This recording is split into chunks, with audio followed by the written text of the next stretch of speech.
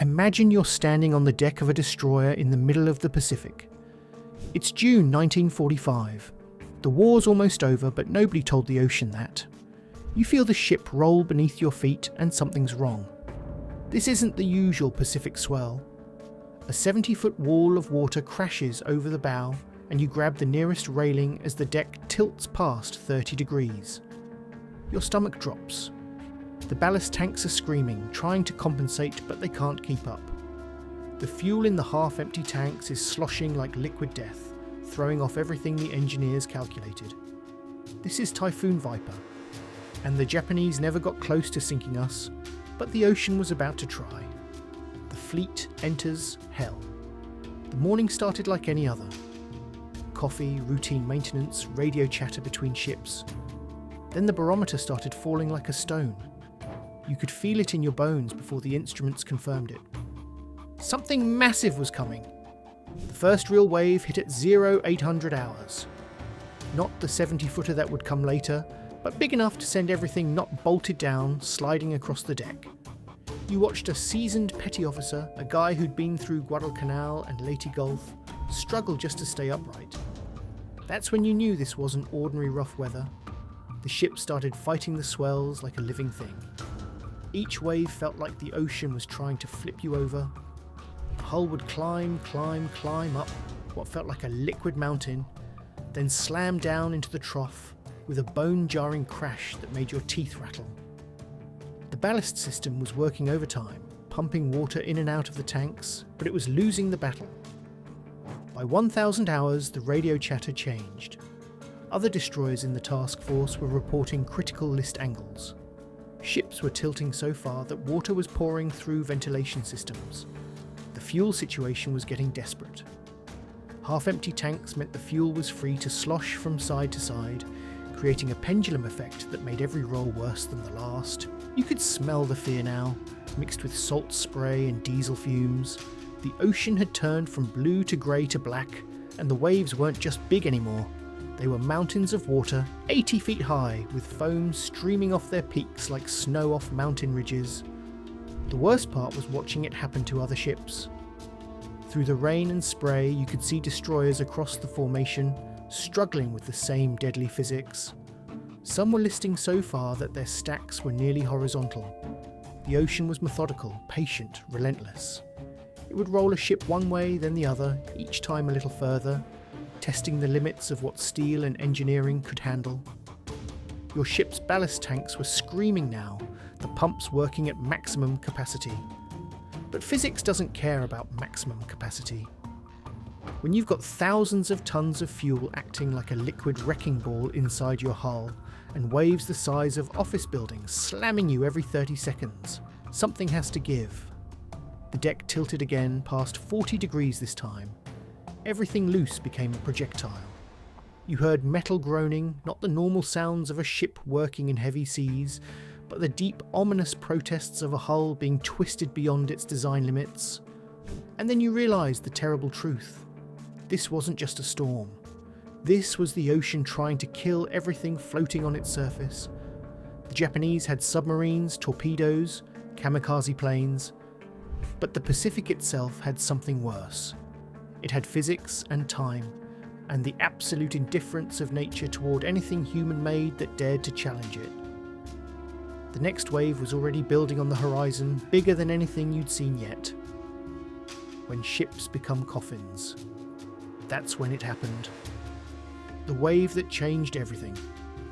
You saw it building half a mile away, a black wall of water that blocked out the horizon. 90 feet high, maybe more.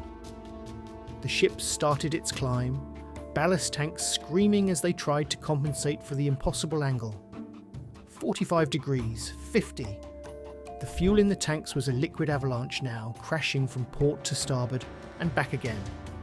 55 degrees. The ballast system gave up.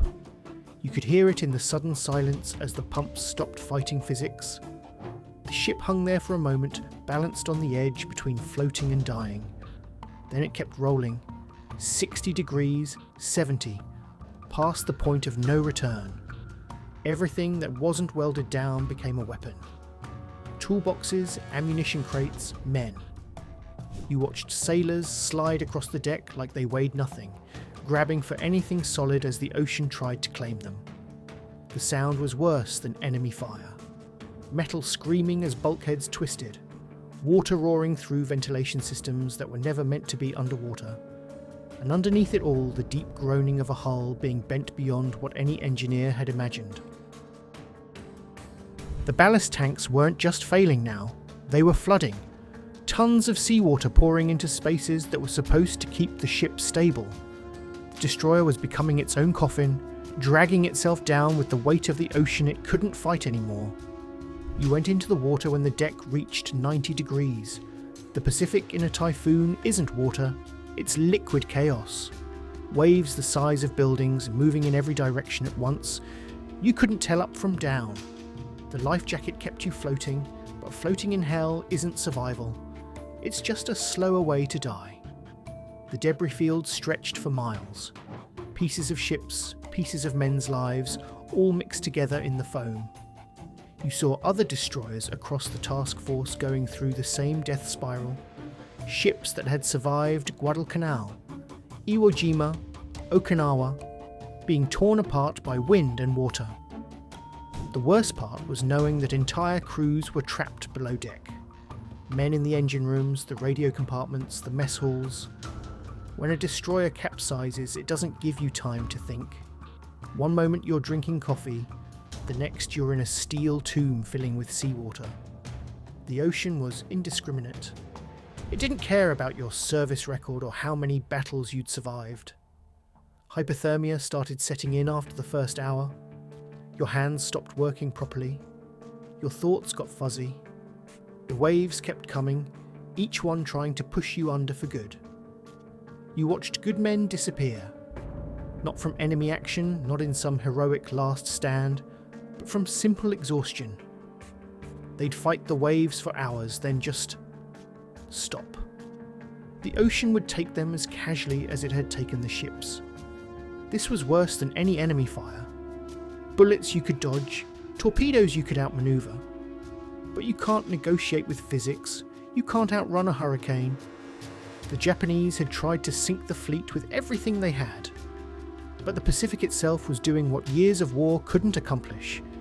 It was erasing ships from existence like they'd never been built. Dawn and reckoning.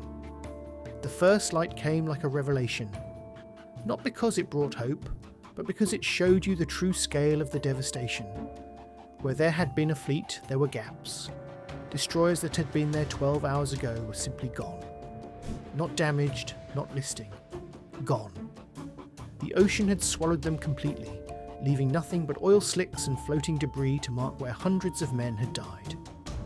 The rescue operations began as the storm finally passed. Ships that had survived the night started pulling survivors from the water. You were one of the lucky ones. Hypothermic, half drowned but alive. Too many weren't. The count was brutal. 3 destroyers completely lost. Aircraft carriers with their flight decks twisted like metal ribbons. Hundreds of men dead or missing. Conclusion. Nature proved deadlier than any enemy we faced. The Japanese couldn't sink us, but the Pacific almost destroyed everything. If this story showed you a side of war you'd never considered, hit that like button and subscribe for more untold stories of survival against impossible odds